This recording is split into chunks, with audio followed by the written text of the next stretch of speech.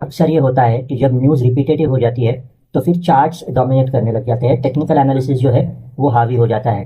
तो फिलहाल अगर मैं चार्ट्स को देखता हूँ, अगर इंडेक्स को देखता हूँ, तो इंडेक्स एक रेंज में फंसा हुआ है जिसमें अपर एंड 24,400-500 के करीब है, और लोअर एंड जो है वो सपोर्ट काफ़ी बड़ा है, 23,800 से लेकर 23,300 तक सपोर्ट जोन है, बड़ा वाला है। और इसी के बीच हम लोग ऊपर नीचे घूम रहे हैं पिछले कुछ हफ्तों से।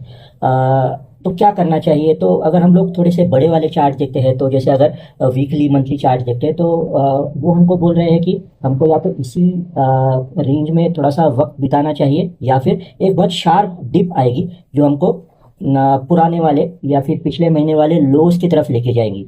लेकिन किसी भी हालत में अगर कोई फास्ट अप मूवमेंट होती है तो उसको फिलहाल इतना ज़्यादा ट्रस्ट नहीं करना है, थोड़ा सा उसकी तरफ सस्पिशन के साथ ही देखना है। तो न्यूज़ बेस्ड जो मूवमेंट्स होनी है, इसमें इस हफ्ते क्या डोमिनेट करेगा? तो मंडे को चारों स्टेट्स के रिजल्ट्स है, तो वो ऑब्वियसली कुछ ना कुछ असर डालेंगे प्राइस मूवमेंट्स पे। उसके बाद Q4 के रिजल्ट्स है जो आ ही रहे हैं, तो उसका भी असर इंडिविजुअल कंपनीज पे होगा। और फिर ईरान यूएस का वॉर तो है ही। अब इसमें से कोई भी जो इवेंट है या फिर न्यूज़ है वो सर्टेनिटी नहीं है, तो इसलिए हमको उसके एंटिसिपेशन में कुछ भी करने से बचना है इस हफ्ते। Small cap, micro cap, energy, PSU, ये कुछ सेक्टर्स है कि अगर मार्केट में अपमूव आती है तो ये शायद लीड करेंगे। कुछ सेक्टर्स जिन्होंने पिछले कुछ हफ्तों में अपमूव दिखाई है वो अब कुछ थके हुए लग रहे हैं, तो वहाँ पे एक शॉर्ट टर्म टॉप बनने की उम्मीद है। तो जो लेटेस्ट हॉट स्टॉक है उसके पीछे लगने से या फिर उसको चेस करने से मुझे बचना पड़ेगा इस हफ्ते। एज ए ट्रेडर मेरे लिए कुछ बदलता नहीं है इस हफ्ते, शॉर्ट टर्म व्यू रखना है, और बहुत ज़्यादा एग्रेसिव लीवरेज्ड ट्रेड्स यानी उधार के पैसों के ट्रेड्स बिल्कुल भी नहीं करने मुझे।